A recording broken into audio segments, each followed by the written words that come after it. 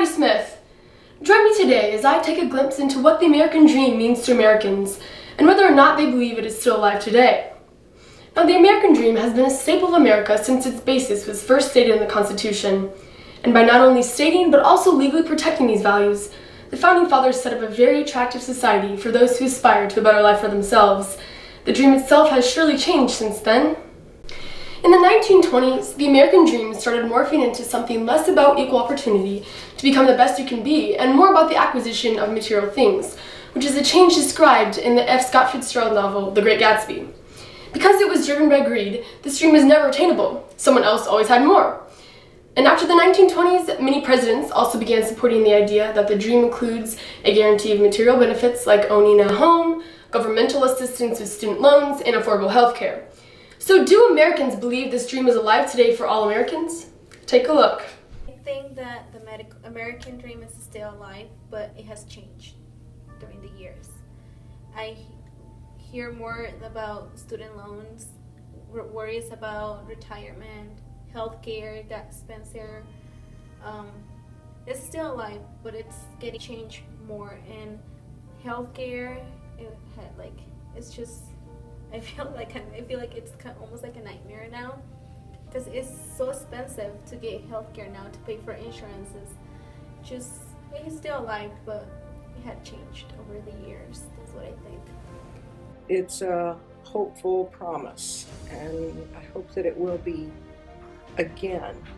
But right now, there's just so much disparity in our country. I guess when I think of the American dream, it's people being able to pick themselves up from not having much and actually own a home and do well and provide for their families well. And right now, I think unless you're already super rich, that it's difficult right now. So probably an empty illusion at this time, but I'm hopeful it'll come back. Hopeful promise. I think it's definitely attainable. I think despite whatever circumstance, I think it is attainable for all Americans. Sure, it might be tougher at times for one person or another, depending on the circumstances. But I definitely think it is attainable. Yeah, that's agree. I mean, if you were to, you could read Steinbeck, for instance, and he would argue that the American dream is accessible, or even Scott Fitzgerald also said the same.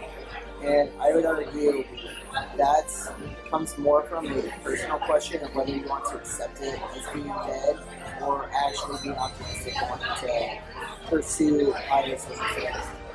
So I think as long as you, I don't want to say just believe that it's true, but if you were to pursue it as if it's true, it would totally happen. I do think it's still a hopeful promise. I don't think it's alive today for all Americans. So for people like me, it's worked out really well. But I was born with many unearned privileges.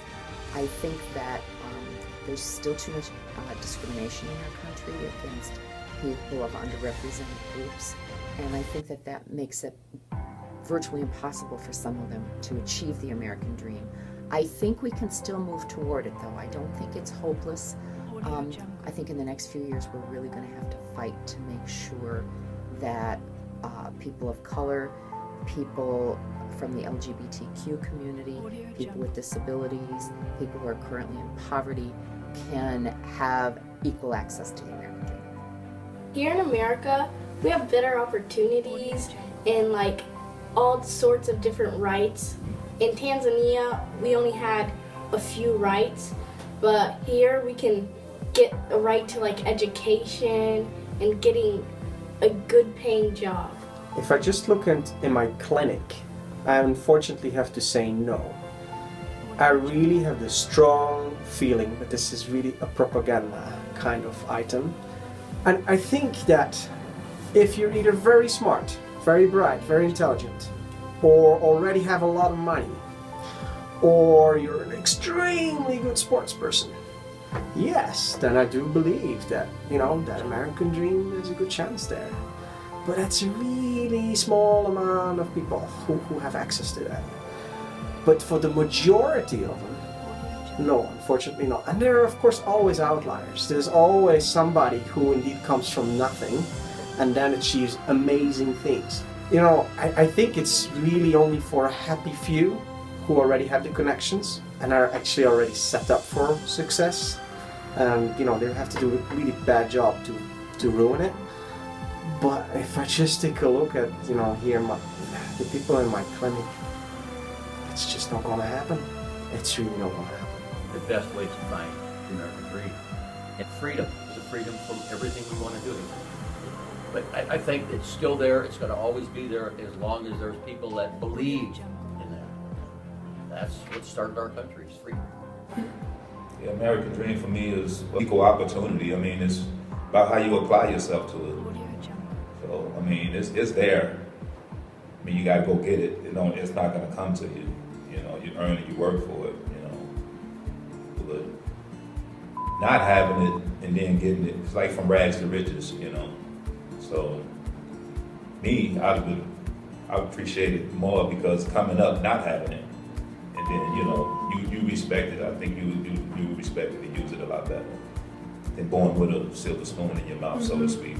You know, and for that is for everybody.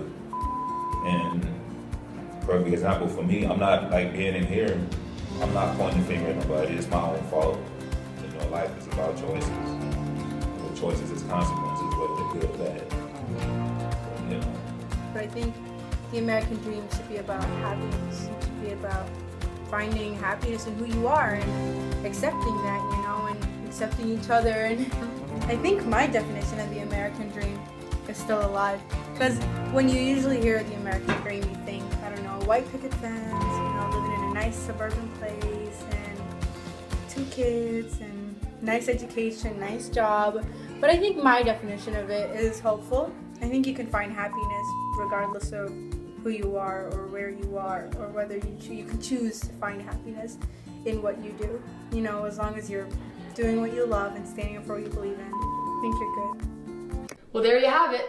Thanks for joining me today. I'll see you next time.